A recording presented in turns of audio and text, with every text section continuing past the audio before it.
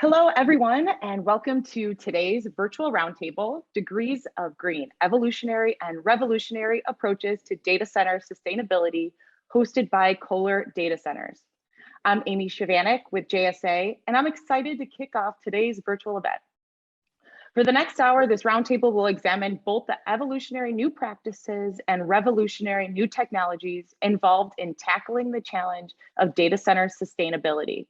We are honored to have a fantastic speaker lineup leading this conversation today. Before we get started, we have a few housekeeping notes to share. If you have any questions throughout the roundtable, feel free to type them in the Q&A section, and we will do our best to answer them and get through them all in the allotted time. If you have any comments, feel free to use the comment box on your screen as well. And if we don't have time to get to your questions, we will be sure that we follow up directly with you after the event. Okay, so let's get started. It's my pleasure to introduce the moderator for today's event, Sean Farney, the Director of Data Center Marketing for Kohler. Sean, the floor is yours. Thanks, Amy, and thanks everyone in the audience for joining us today, taking an hour out of your busy day to talk about data center sustainability. But we've got an incredible content to talk to you about today, data center sustainability. It is a hot topic, no pun intended, and we've got an esteemed panel of industry luminaries here to really talk about what's going on in their world, in their respective worlds in the data center, from all kinds of different perspectives and literally from all over different places in the US today. So we're here to talk about a problem. It's a growing problem, and we all have it. And we all have the same in the industry. We all have the same goal as citizens of this global industry. We need to get better at sustainability and solving this challenge. And it's a field, data centers, that's quickly becoming more and more important in our daily lives, but also having more impact from an energy consumption and environmental impact perspective. And we share this common problem, but we have a lot of different approaches and a lot of different strategies on how we're going to solve this problem. On one hand, to solve the data center sustainability challenge, there are a set of revolutionary technologies and products, if you will, to solve this problem, from hydrogen fuel cell technology, scaled lithium battery arrays, something that Joe's going to talk about, wind and solar, and dare I say, I joke, but maybe it's not a joke anymore, perhaps even private nuclear someday, latest technology. And then there's a completely different approach to solving the sustainability imperative, an evolutionary approach, continuously improve existing technologies and products to asymptotically chase zero emissions. So these are things like HVO, green biodiesel, sustainable operations, something we're going to hear Kristen talk about with what Salute Mission Critical is doing. And this is a way of driving savings and sustainability via thoughtful and informed operation of the data center facility is a holistic entity. So excited to hear more about that. And this includes people, process, and technologies.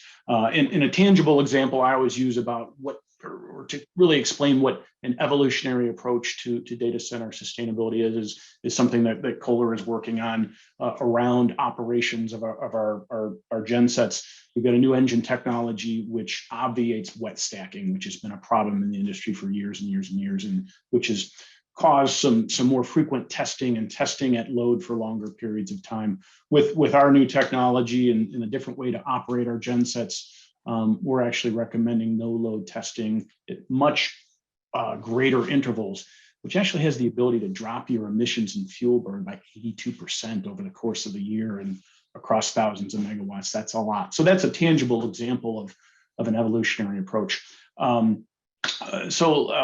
Let's get right into it here in the content. Let's hear from our distinguished panel members about how they're approaching this sustainability challenge, what strategies are you using, revolutionary, evolutionary, or a mix thereof.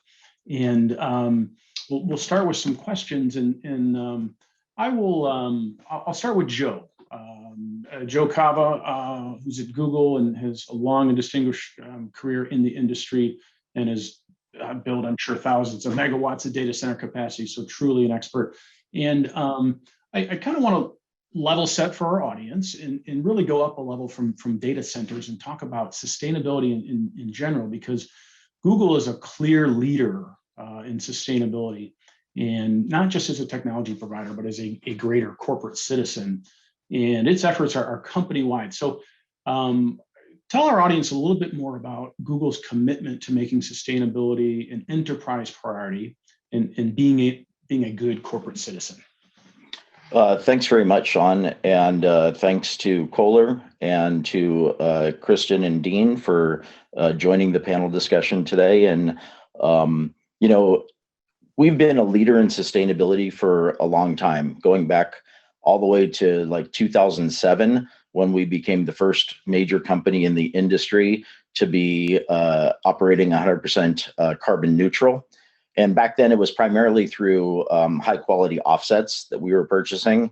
And then we pioneered the kind of the corporate PPA construct, where we were out and financing really large solar and wind farms, in which we were buying the energy at fixed prices and then selling it back onto the grid at spot prices and taking the green or renewable energy credits for that. But the net result of that is that we were at the same time bringing on a tremendous amount of green energy onto the grids in which we operated. So we've been pursuing this path, and we've had several other initiatives along the way. In 2017, we became the first major company to match 100% of our energy consumption across the entire enterprise with matching renewable energy. That means for every megawatt that we used, we purchased a megawatt of renewable energy to match that 100%. And we've been matching every year for the last 4 years. And now our CFO, just this last fall, Ruth Porat, she has committed Google to achieving net zero emissions by 2030. That's just not for our own operations, but for our entire value chain.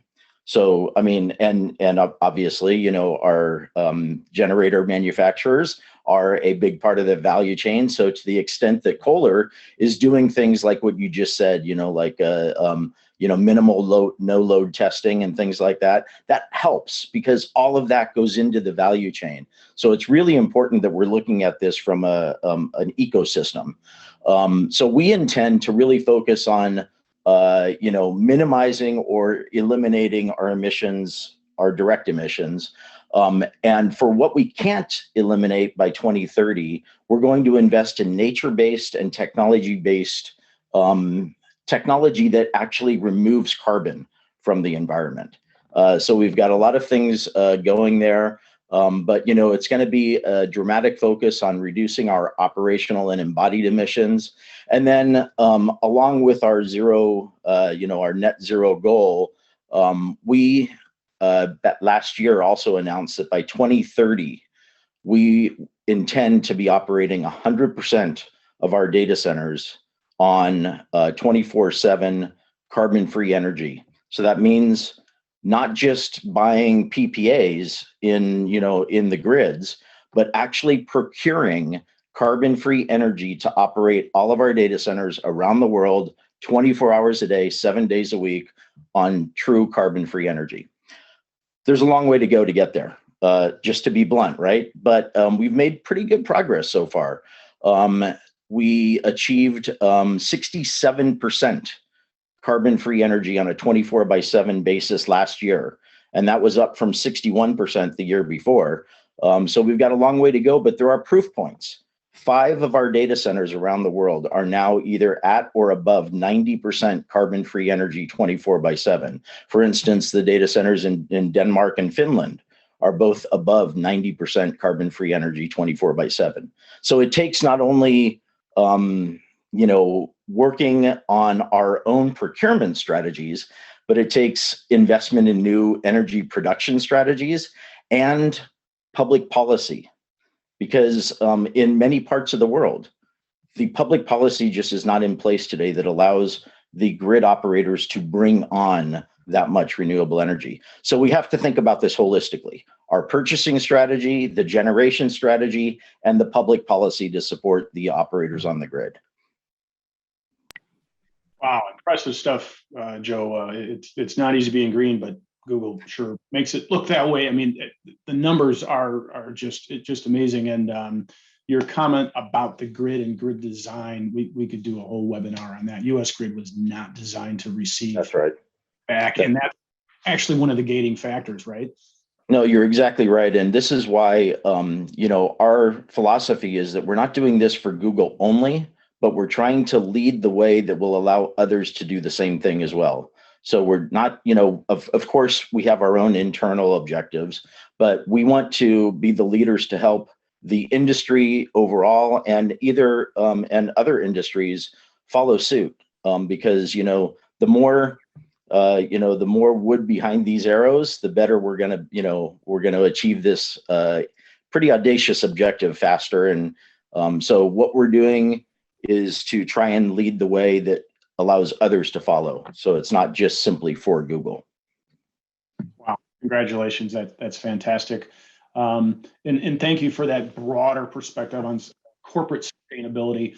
Let's go down one level now, and let's hear from Dean Nelson, who is really a progenitor in the industry, a forefather, if you will. And you've got perspective, Dean, from your years of work in building data centers and infrastructure that our audience doesn't, and it's very valuable for you to share that. So help us understand what we're actually talking about here. What is digital infrastructure? What is data centers? What do we need to measure? Is that measurement too small? Do we need to rescope it? Let's hear your thoughts on that.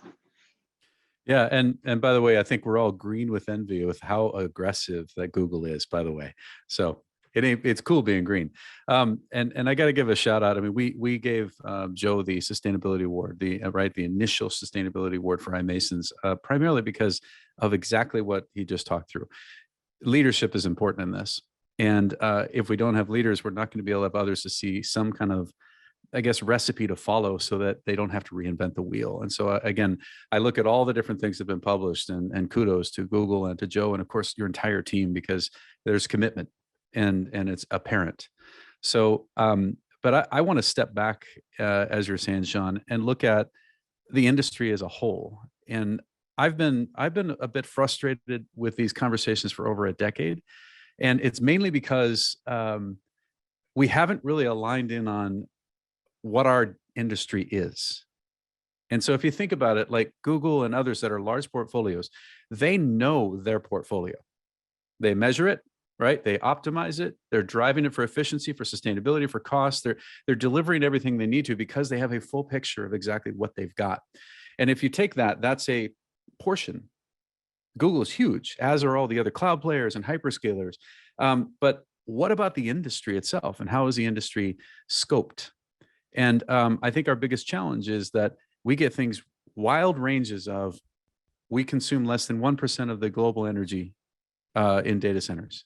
We consume 10% of the global energy, and it's going to continue. Like, there's these wild ranges that have been out there for years and years and years. And Jonathan Koomey and Eric Massenet and a bunch of people in the industry have really tried to go back and quantify what that is. But I wanted to step in and look at this a little bit differently. And we got to start from the basics, the beginning. And that is that we need to understand, first off, what digital infrastructure is, because data centers are in it, but digital infrastructure serves the world. And so we decided in the iMasons to define it. Right or wrong, we're trying to go back and outline what we believe is a structure, a taxonomy, to understand what our industry is. And there's a very specific motivation for that. We can't actually do anything about what we don't measure. So we've got to have a standard that we can go back and start to say, here's the baseline, here's where we're starting, how we move forward. So if you look at the trailing 12-month average of PUE that Google put back out, again, the leadership thing, everybody starts to follow that because it's not about a moment in time. It's literally about performance over time. And so we've got to see that in our industry. So we started with the definition of digital infrastructure. And that definition is really simple because we need legislators to common consumers to technical people to understand it.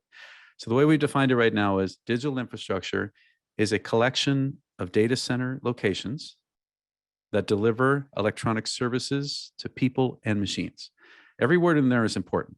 Digital infrastructure, the scope, is a collection of data center locations. We have specific places in which this digital infrastructure is actually delivering those services. Who's consuming those services? People, the 8 billion plus people on the planet, plus machines. And that is this new age that's going out here. Machines are going to be consuming the majority of the data that's going out there. And we're going to be dropping a bunch at the edge because it's processed and it's done. And so we start at that top level. So the definition again is digital infrastructure is a collection of data center locations that deliver electronic services to people and machines. Then we need to double click into that one more. So if we agree upon that overall scope about digital infrastructure, then we have to decide or define what are data centers. So another simple definition, data centers are real estate locations that house IT equipment that process, store, and transmit data. Simple. It's basically a real estate location. There's a lot of stuff in it, all different types of stuff. We're not saying what vendors and everything else. It literally is full of infrastructure equipment to be able to deliver those services. And they either do one or more of these three things. They process the information that comes in, they store that information, or they transmit that data. So if it is a digital infrastructure, is all these real estate locations that have this stuff in it to deliver these services, then how are they classified? So that was the next thing we jumped into. If we now say data centers are in three primary categories, and this is a little controversial in some of the discussions we've had, but we believe that they are providers. These are the ones that provide for themselves or outside to others or both, right? So think about cloud. Right now, they serve to all these people, but they also serve their internal needs as well. And you think of enterprises, you think of edge, you think of hyperscalers or colo providers. They're all providing something to someone, right? Or those machines. So we have a big category like that. Then the next one is networks. And we left it as networks because you'd be surprised how big that is. It's been out of the conversations before. Everybody's been zeroing in on data centers and specific types of data centers. So when we say digital infrastructure, and the demarcation is when you pick up this device and it goes out, everything after it goes out is digital infrastructure. So your home systems and all the other things are not part of that. They are the ones initiating. But when it goes into that utility, something has to happen. It processes, stores, right? Or transmits that data. So that is digital infrastructure. So the carriers, carrier hotels, mobile networks, fixed networks, inter-exchange networks, all of those they've been there from the beginning. And there's a lot of them. So you've got that network category. Then the third one, which is the most controversial, is crypto. And everybody's looking like, no, they don't have data centers. They don't have generators and UPS and whatever else. They're just like servers sitting outside taking air. But in the end of it, they're delivering digital services. They're doing blockchain. They're doing ledger. They're doing hashtag calculations. They're doing something that is delivering digital services. So we kept that in because that's the way we're going to see holistically. What is it that we actually serve for the world? Because the world is dependent upon digital infrastructure. So based on that taxonomy, we now look at basically the size. There are 7 million data center locations around the world. Okay, that's from Statistica. We've basically extrapolated, there's 104 gigawatts worth of built capacity, generators, UPS, et cetera, capacity that exists. There's 594 terawatt hours of annual consumption of that infrastructure. That translates to 2.4% of the global energy draw. It's the first time we've had something backed up with data, again, from other people to say, holistically, we've defined it this way, and we believe this breadbox is this size. Now, the taxonomy we believe is correct. The numbers could change. There could be more data centers, less data centers, more hours consumed, more capacity. It doesn't matter. It's still, the framework will be able to get us to a starting point. Now, the reason I think this is important from a sustainability standpoint, we now know if we're consuming 2.4% of the energy itself, how sustainable are we? What's the carbon footprint for that? What's the embodied carbon that's in it? What's the actual consumption with energy itself? So if not, we've got this hodgepodge of a lot of great work, but no real way to go back and say, senators, we draw this much and this is what we do. And here's the value and the benefits of what we do at digital infrastructure. So I think that has been really, really critical. And we spent a bunch of time on this last year to at least get to that definition so we can start. And from there, that's where a ton of really, really good stuff can happen. Does that help, Sean? Enormously. Again, that helps to level set and redefine, not only just for our audience, but the greater data center and digital infrastructure industry here. We've been looking at just the building for a long time, but there's the wires and the cables and the bits on the wire, and now you're talking crypto and all this processing compute, which probably hasn't been included within the fold. So yeah, very, very, very enlightening. Thank you for that. And I think it aligns really well with the importance of operations and sustainability. And I want to turn next to Chris Salute Mission Critical, because they're doing something very, very interesting. And I really applaud the forward-lookingness. That's not a word. I like what Salute is doing and being innovative and creative in the operational space. Operations is boring, right? But guess what? It keeps the lights on, and it ensures uptime and keeps things like this virtual roundtable going. So to some of us, it's very important and very exciting. And what Salute is doing is talking about the importance of operations and sustainability. And actually, with the first global CE services company, Critical Environments, to pursue an ESG rating, they're now, Kristen, you can tell us more, helping customers with understanding the impact of their the various different EPA scope 1, 2, and 3 sustainability metrics in their operations. So Kristen, why don't you tell us more about what you're doing and how that's important and how this plays into the greater bucket of measuring and making sustainability efforts stronger? Well, appreciate that, Sean. One, thanks for having me. And I'll start by thanking Joe and Dean for the leadership on the big picture, because you need that. You need the goals to aspire to. Salute's a services company, so as you said, it's boring operations, but it's pivotal, and we can influence things, excuse me, at the local level that collectively will add up to big changes in a region and globally as well. And so the way we approach something like going after an ESG rating is really behind two thought streams. One, philosophically, as a services company, we have to be willing to practice what we preach. We're going in, we're working with companies like Google, with data center operators, with enterprises that have small brownfield data center assets, and we're coaching them, and we're investigating, and we're in the fight with them to find better ways to operate their data centers in a more sustainable manner, in a more resilient manner. And if we're not willing to look under the hood of our own car, it's kind of tough to give the advice. And so we need to understand what we're doing well as a services company, from an energy perspective, from a sustainability perspective, and from a governance perspective. Human resources are our bread and butter. They're our lifeblood in our company. So what are we doing right? How are we rated on this? What leads to that good rating, and how can we perpetuate that? We're trying to look at that daily. Conversely, what isn't working right now? What is giving us a negative rating, or what are statistics that we'd really like to see improve? How do we turn that corner? And then how do we take those lessons learned and teach that to our technicians in the field, and thus in turn our customers as well? So you have to embrace that part of it culturally as a company. And what Dean alluded to, the second kind of stream of this, and to quote Peter Drucker, what gets measured gets managed, right? And so you have to be able to come as a service provider and be part of Joe's value chain or your customer's value chain with ideas on how to move the needle. And for us, ESG is a part of that, but that's just the beginning for us. We're doing dedicated operations as well as project services globally right now. And what we're rolling out is a transparent carbon tracking process where all of our services will be reporting to our customer what that carbon impact is. That's taking your spot of the value chain, pushing up so that large organizations can see the aggregate data, are better informed, can make better decisions around their sustainability plans. Might impact their pricing if you're a data center operator. It might impact your staff planning.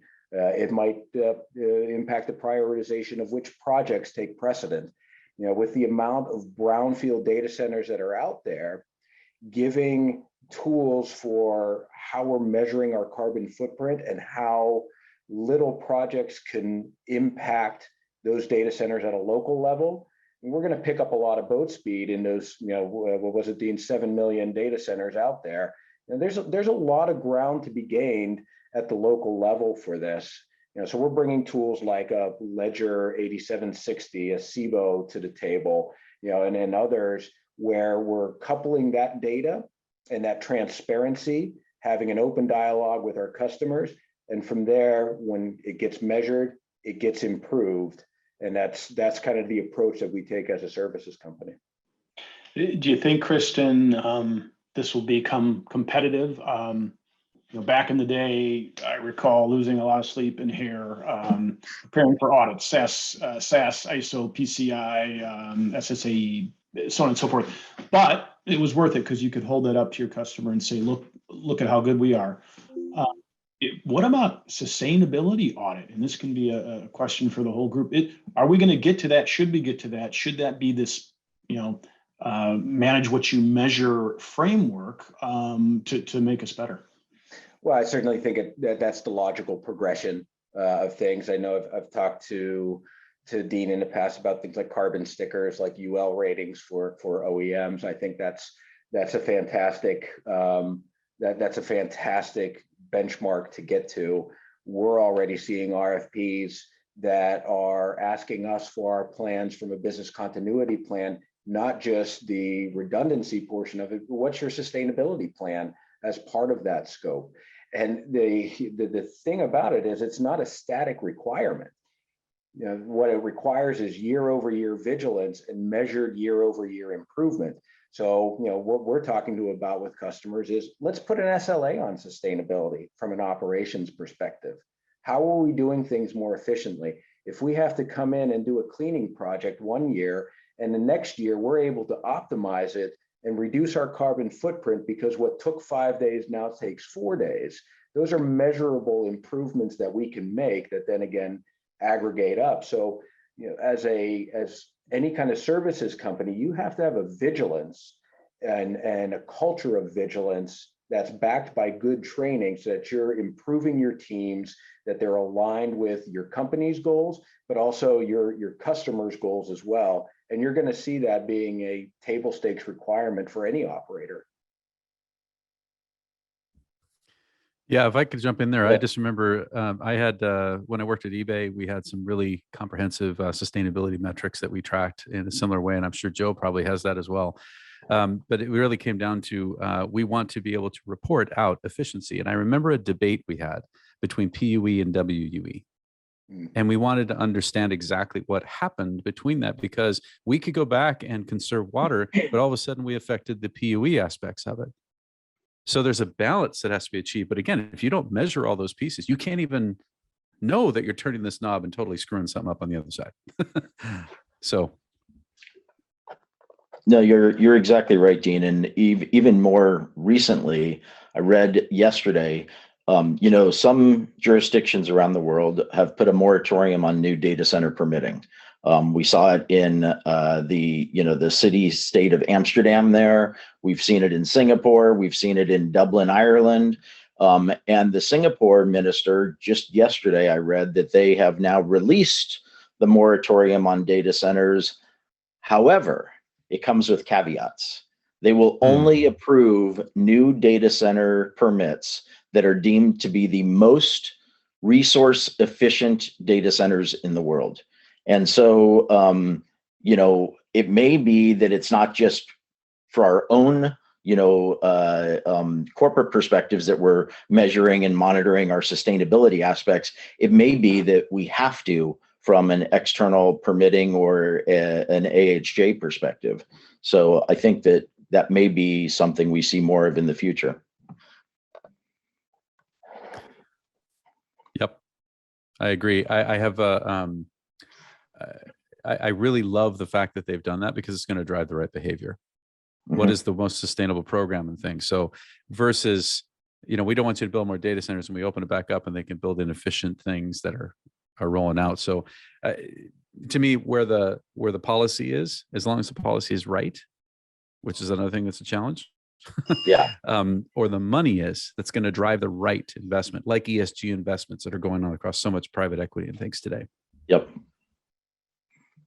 Yeah, staying on the operations topic, just want to ask Joe about what's going on at Google, but I'll share a story first. I had the honor of having dinner with Ray Ozzie many years ago, and if you don't know Ray, he invented a lot of things in the space, including Lotus Notes and others, and was number 2 guy at Microsoft for a while. And had a very engaging discussion with him about Azure and the basis of design for Azure. And it was actually a cost out basis of design to using software to move critical load around the world, not hardware, and not having to build out 2-end solutions everywhere, right? This is back in the dark ages of data centers, really cool stuff though. But now we're seeing the same type of basis of design and operational capability happening for sustainability reasons. And again, being part of this competitive advantage in offering to customers and the world to make it better. And Joe, I know Google's got some really interesting load moving capabilities that you offer customers. Please share what you're doing. Yeah. So thanks, Sean. It's increasingly we're being asked by customers to help achieve their own ESG and sustainability objectives that are coming down from their own boards. And many of these are large enterprise, companies that everyone recognizes. And so we've done a couple of things. First, we have something called Cloud Picker, and we also have a program called Carbon Aware Computing. And so in order to help our customers achieve their ESG goals, we the Carbon Aware Computing program allows us to either time shift workloads to when the grid has more renewable energy or a larger, higher green content on the grid. So there's a lot of workloads that are, Google's own workloads. These are not necessarily our cloud customers' workloads, but, our own workloads that it really doesn't matter if it's processed now or later this evening. So we, have this program that analyzes the carbon content on the grid in real time, and then basically time shifts. So it will process those workloads when the grid has most green energy content. But we've also now taken it a step further to do geolocation load shifting. And we're doing that first with analyzing and encoding multimedia files. So think, like clips that are uploaded to YouTube or Google Photos, these types of things. We can move those workloads to different data centers that have a higher content of green energy at the time that we want to process those. And we've also tied that back to what is the cost of doing that? What is the network traffic cost? The opportunity costs and the cost of the actual power in each of those different data centers, because they're different in different regions, or even within the U.S. Right? So that's all kind of part of this carbon aware computing. And then the Cloud Picker aspect of that is when customers come to Google Cloud, we give them tools that allow them to identify where they want to run their workloads, which availability zones or which regions they want to put their workloads in, and they can make that decision based on latency to their end users. They can make the decision based on carbon footprint of each of those data centers. So we expose the percent of the day that is actually green or carbon-free energy, and also cost. So they have this tool now that allows them to kind of model, if I put it here, how green is it going to be? How much is it going to cost? And what's the latency to my users? So now they can make those informed trade-offs and pick areas where we inherently have a higher green energy content on the grid, as long as it meets their latency and their cost targets. So it's putting the analytics and the information in the hands of our customers that have taken advantage of this, and they've made it public that we're allowed to share this information. Snap is a customer that takes advantage of this. Salesforce is one of our GCP customers that take advantage of this. So large enterprises that have large ESG and sustainability commitments themselves, they're taking advantage of these analytical tools that allow them to make informed decisions and make that cost, latency, and green energy or carbon-free energy trade-off when they're deciding where to run their workloads. That's impressive offering, and I personally feel that that's the type of thing that will drive progress and change forward, is giving the customers this optionality to do different things to be better. And it's what Dean was saying. I mean, if we don't measure it, if you don't have the data, you don't have the analytics to make these decisions, you're going to make decisions based on maybe just cost alone or something like that, and it's not the entire picture. So just giving people the power of the data so they can make the best decisions for their enterprise it's super important. Back in the fall, Kohler and Schneider hosted a what we call Power Down, a data center sustainability executive retreat. And Dean was gracious enough to keynote for us and did a presentation in which he discussed some pretty amazing things, particularly a lot of data around the opportunity, the ESG opportunity, and ways we can push forward by measuring differently. One thing I found just amazing were some of the numbers you presented, Dean, the financial opportunity, the missed opportunity by not managing kind of with this new framework, this conservation and green framework. Can you talk a bit about that financial opportunity and this measurement of missed revenue by not doing the right things as far as sustainability is concerned in the digital space? Yeah, and the thing is, I don't know if it's even classified as not doing the right thing or doing the wrong thing. I think it's having a picture and making decisions with a certain amount of information. I don't think people are out there saying, I don't care about the planet and I don't want that. Like, I literally think that people are trying to go back and do the best they can. The challenge we've got right now is we have to have a holistic view. So that's why this taxonomy is so critical, I believe, because we have to have a starting point. But then that started to expose some very interesting information and trends. And so, and by the way, I'm going to tie this back in later too about the carbon aware Kubernetes, because I love this, right? Here's another leadership thing coming from Google, but I do believe that's what the future is going to be, because we're going to use software to drive all this stuff. So, but if you back up and you look at those 7 million data center locations, okay, and those three classifications we've got, the network, the providers, and the crypto. If you now say that 594 terawatt hours broken down, the largest consumer of energy globally in that digital infrastructure is network, 266 terawatt hours of consumption, which is a surprise to, I think, almost everybody. We thought data centers and providers were going to be the biggest. Think of the hyperscalers and all the others, but there's so many network things that have been out there for so long, right? So 266 terawatt hours. Then you've got providers, 213 terawatt hours. Then you've got crypto, 115 terawatt hours. Okay, this is last year. It was 141 terawatt hours right before China said, shut down crypto. So we dropped 30 plus gigawatts, right? Or sorry, 30 plus terawatt hours worth of capacity consumption. And, but it's all moving. It's going to Europe and US, LATAM, et cetera. So it's moving out of China into other places. But what's interesting about this number is that when you translate that terawatt hour, because that's a moment in time, a consumption of hours, right, of capacity. Well, then how much capacity is available at any given time based on that actual consumption? So for network, there's 30 gigawatts worth of power consumed at any given moment. That's the 266 terawatt hours. For providers, 24 gigawatts. Crypto, 13 gigawatts. Okay, so that's 67 gigawatts. Then you flip that back around and you say, if that's what's consumed capacity-wise, how well is it utilized? So when we break the utilization down, and this is conservative, we assume it's 60% utilization across the networks and the providers. I actually think it's lower for the majority, outside of others who are super efficient like Google and those that really drive that program. But if we just put 60% utilization on those two, and then we talk about crypto, which is between 95 and 98% utilized all the time, because time is money, right? Every watt, they go back and they do hashtag calculations to go back and mine coins.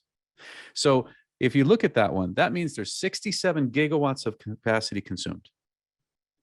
65% utilization, there's 104 gigawatts of capacity that's there. But guess what? 37 gigawatts is not used.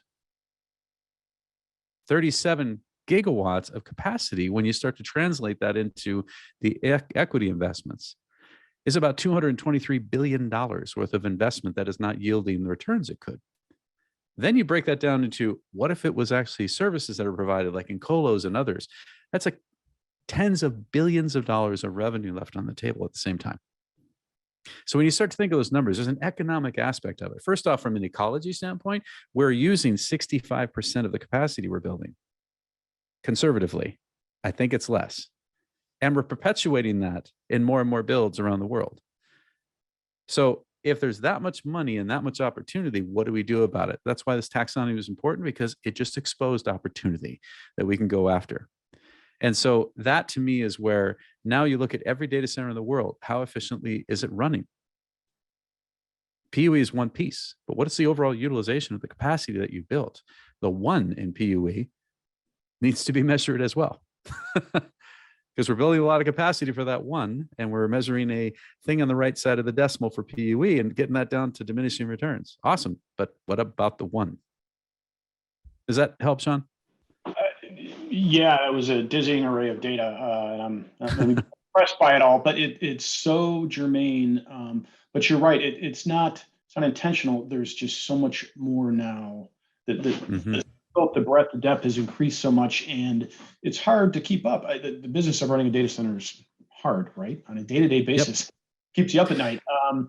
And now there's all these new things to consider, and it is about redefining the taxonomy and the baseline, and it gets me thinking about operations. That's what I do, and about what Salute is doing in this space is a new kind of a not a new entrant, but proposing this new way of competing, a new modeling of operations. And Christian, you had mentioned that Salute is helping customers understand alignment with UN sustainability goals, for example, as a first start. Again, more information, aligning operations, understanding impact all throughout the scopes. Any thoughts on what the future looks like as far as helping customers show this financial, either operational or direct financial impact of how they're running operations, and how you can help, and how in general we can take this new approach to running facilities in a much leaner way to prove financial and kind of altruistic benefits? Well, the geeky part of me wants to keep going down the rabbit hole of the metrics that Dean had, and the complexities of Cloud Picker, because it's fascinating if you look at it from the talent that's ultimately going to be using that data and then driving decisions. Yeah, there's a lot of nuances there. So there's a bit of a non sequitur into the operations part in my mind, but there is a parallel, or there is a connection point. And I think broadly, if you're going to meet the challenge of the moment from a sustainability perspective, globally as well as locally, you can't just embrace one aspect of sustainability, the power, water, and the UN provides a good roadmap for companies as well as individuals for thinking about it in a broader context, that there's a broader biosphere that comes together to meet these challenges, and that has to interact every day and progress amongst these challenges. And how Salute tackles that, and what we work on with our customers, really distills down to every day talking about culture, every day talking and thinking about training, right? And if you think about it from a cultural perspective, Salute's claim to fame or starting points were bringing military men and women into the industry. And I think that's been proven out, very well over the last couple of years. The dynamic hasn't been solved. We were at 25% unemployment when Salute was founded amongst the military. We're sub 2% now. We're not quite there, but there's been real progress made. As a company, culturally, we need to keep driving that. What's that next pocket of underrepresented talent that we can shine a light on the data center industry and say, this is a creative home for you? How do you create those tethers emotionally to them? The fact is, skilled, unskilled labor, there is an acute shortage that's only going to keep going in that direction for the next 10 to 15 years as we build out the digital infrastructure. The Internet of Things is going to go into every nook and cranny across the globe. That takes people to physically build that, right? And that shortage means that everybody, when they have a connection with a person, that they have to find ways to stimulate them, to retain them, to give them a quality of life that makes them want to stay, that gets them invested emotionally, physically, and economically in the growth of the company. And so what we focus on culturally then is diversity as a strength, trying to find new pockets of talent that come in and can work together as a team to benefit themselves through benefiting their customers. We have to focus on parity in terms of salary and benefits. We have to focus on quality of life, health and wellness. And those are all broader goals under the UN platform that really speak to sustainability. Millennials have an outsized influence in all of this. Aging workforce, retiring workforce. Millennials have a completely different value set from those that were building up the industrial age. Right? And so how is your company bridging that gap?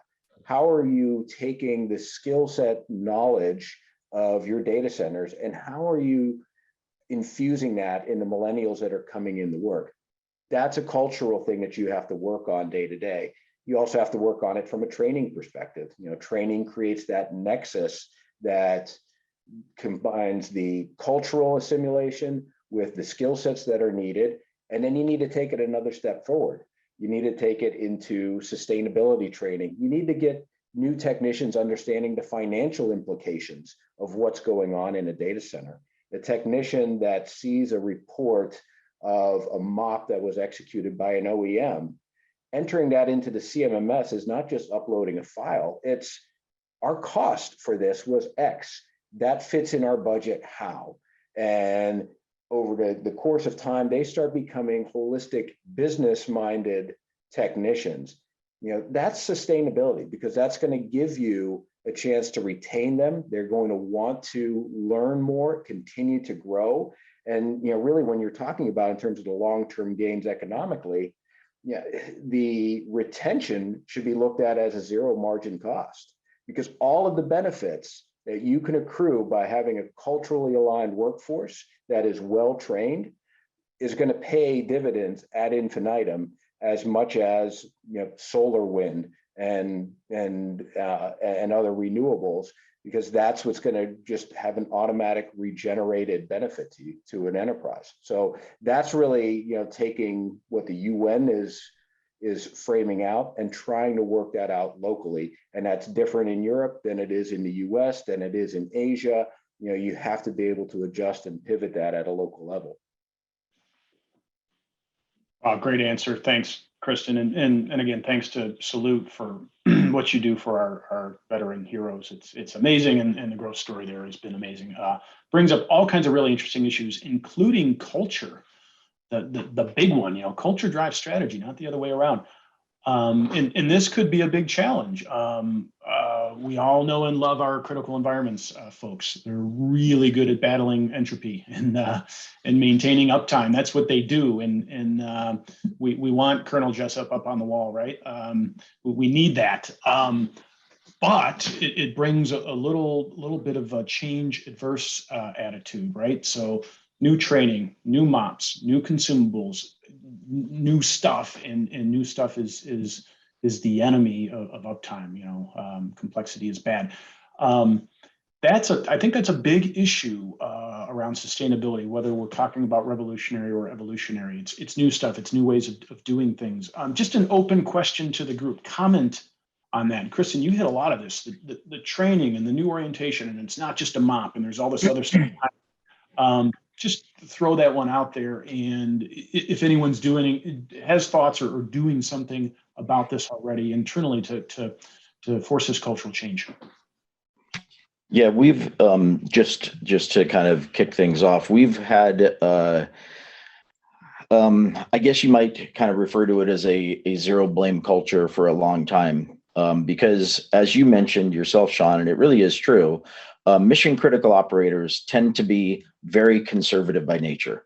No one wants to be the person that took a data center down and frankly, historically, there's been a lot of fear of reprisal. I'm going to lose my job if the data center goes down, if the CEO's email isn't working on Monday morning when they come in. So, there's been a lot of kind of fear. So we've tried to build a culture in which it was continuous learning, which means that we know there's going to be mistakes, and we say, mistakes are okay. As a matter of fact, they're kind of expected. If we're not making mistakes, both in product development and pushing the boundaries, we're not challenging ourselves enough. But repeated mistakes are offensive, because we all should be smart enough to learn from our mistakes and build better mops and build in more technology that prevents people from making accidental mistakes like that. And so that's kind of been the culture. But what we've really found throughout, frankly, the last 2 years of COVID lockdown has been that there has been a real toll on our teams from a mental health aspect. We've called them essential workers, and they are. I mean, we've probably never been more reliant on the teams that are building and maintaining and operating data centers on a day-to-day basis, because, by the way, it enables things like this virtual roundtable that we're having today. And so we've called them essential workers. But it's taken them away from families when families have felt vulnerable, because maybe I'm going to wind up taking COVID back home to my children who, aren't vaccinated or something like that. So we have invested a lot in mental health and well-being with our teams. I actually hired a chief mental health officer for my teams. And she's a very well-respected, very well-published, licensed psychologist. And she is really helping the teams come to grips and just understand that these feelings that you're having, it's okay. And everyone's having them, and it's normal. And it's really paid off, I think, very well for us. I think that that's something that we have to recognize. It's the whole person. It's not just keeping them physically safe. We've had a very, very strong physical safety culture for a long time, but it's also keeping them mentally and emotionally safe as well. And I think that that's necessary, because we need this to be sustainable. And if you want to build sustainable businesses, you have to have sustainable operations. And that means that we have to be investing continuously and improving our ability to address the needs of our teams. Yeah, I think just to double down on the mental health aspect, I think that's critical, and not even just the things that might be on somebody's mind who is working at a Google data center or completing a project, but what's going on with their families. We don't document it for confidentiality reasons in our THAs and JHAs, but even just the morning toolbox talk. How is everyone's doing? How are your families doing? Can we help you at all? When we track our COVID statistics and our COVID incidents across the board, we have our teams reaching out. Is there anything that we can do? That compassion goes a long way. One, it goes a long way towards retention. By the way, if you want to look at it as a self-serving benefit to it, but it's just the right thing to do, and you're going to get a better and more aware quality of work out of somebody versus just ignoring the distraction that might be there.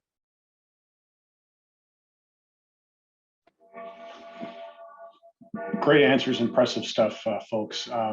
As we're approaching time here, one more question for the group. Answer it however you will. Kind of the crystal ball question.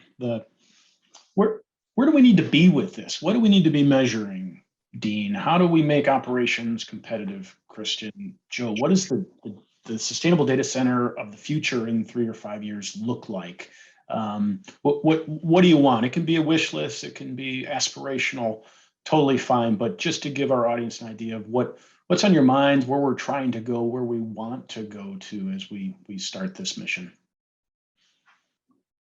Yeah, I'll jump in. I believe that we need to have a software-defined, basically, approach for digital infrastructure. We do it on all the other layers. Think about virtualization. Think about the way that we dynamically, move things and manage workload. The data center's got an opportunity, and we have a lot of things that we do traditionally. And not that they're wrong, it's just that I don't think that we're going to be able to scale for what's coming if we don't get software involved deeper. So if you think about what Kristen was just talking about, sustainability is more than just renewable energy, sustainable businesses, sustainable infrastructure, right? All of that, the people are such a huge aspect. And we don't have enough people because today we've got 7 million data center locations.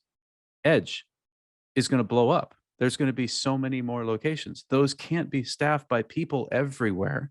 There's just not enough people. We have to have software that's doing that. So to me, that's one major theme that we need to go after, which is how we define this from a software standpoint. And I run a company called Virtual Power Systems right now that's really looking at how do we use software to basically virtualize the underlying infrastructure, because with that we can unlock all this stranded capacity and use it versus perpetuating low efficiency across the board. And look, the behaviors that happen today are because mostly of tenants inside of data centers, and colos and others are at the behest or beholden to the behaviors of the tenants themselves. And so how can you go back and drive different behavior? Because you can't change their architectures, but you can use software to optimize those things to unlock and pull up and use that capacity to drive efficiency. So for me, that's number one. Second is that I touched on carbon aware Kubernetes. From a sustainability standpoint, I really believe now that we have got a taxonomy together, that picture itself, that means that 7 million locations have a unique address, a street address. They have a unique capacity profile of what is built. They have a unique source energy, and they have a unique amount of stuff that's inside, which means we should be able to know the embodied energy of that location, right? And we should also know the consumption in that location, which means that every one of those data centers should be able to report their carbon footprint dynamically. And that carbon footprint should be able to now translate into, I just pulled up YouTube and I'm watching a cat video. What's the carbon impact of that thing that I just did? I'm not judging what they're doing.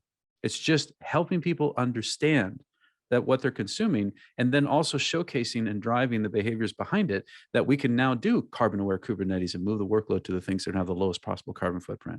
We can actually lower the consumption and things with utilization. My point is, if we've got all that together, we have a system, an ecosystem that we can really start to tune. Today, we're blind to it. So that taxonomy will get there, and that's going to open the door for huge amounts of innovation and I think enhancements and improvements. Taxonomy. Anyone else? I'll jump in and let Joe finish with some thoughts. But for me, sustainability is doing more with less without impacting future generations, right?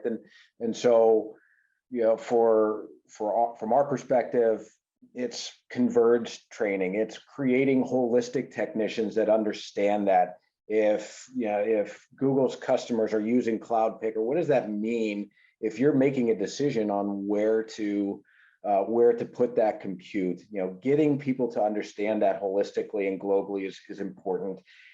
I think we've got to keep fighting just anachronistic behavior that's out there in data center operations, meaning 2 by 7 by 24 staffing makes you more resilient as a facility. That's not the case, and certainly not with a diminishing resource like skilled and unskilled labor. So you've got to fight through that dynamic. We're pretty bullish when we talk to customers and say, I'd rather have a dark data center that is well managed with technicians that have the right tools and the right procedures and the right playbook around them than just have staffing that you get a false sense of security. It just doesn't happen. I think the other thing that's key is driving behavior the right way from day one, via training and culture. But as important is, and I think Dean and I have talked about this in the past too, not bringing bad habits into new regions that are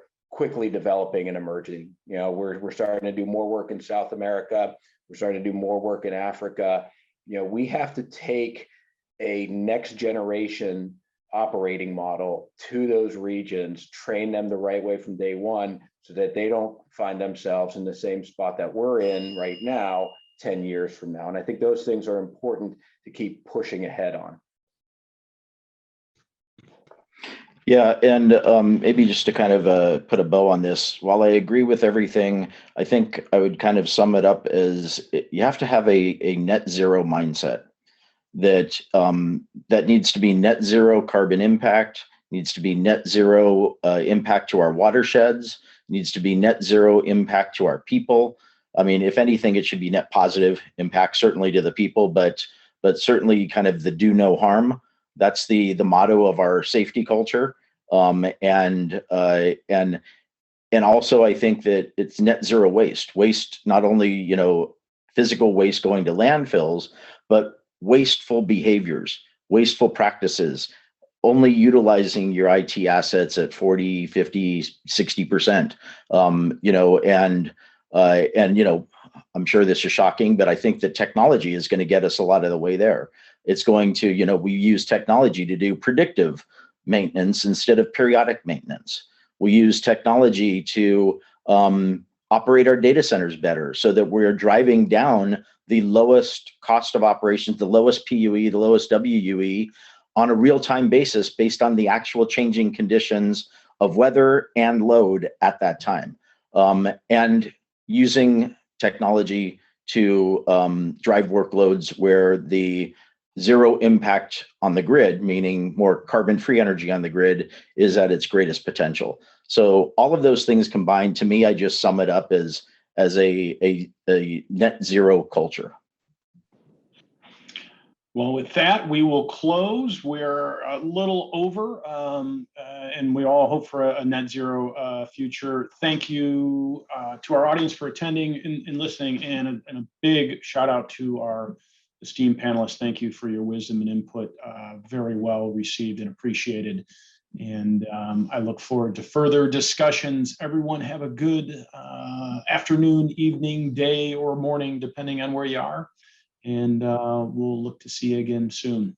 Thanks, everyone. Thanks again, Sean. Yeah, really appreciate it. Thanks all. Thanks, folks. Bye, everyone.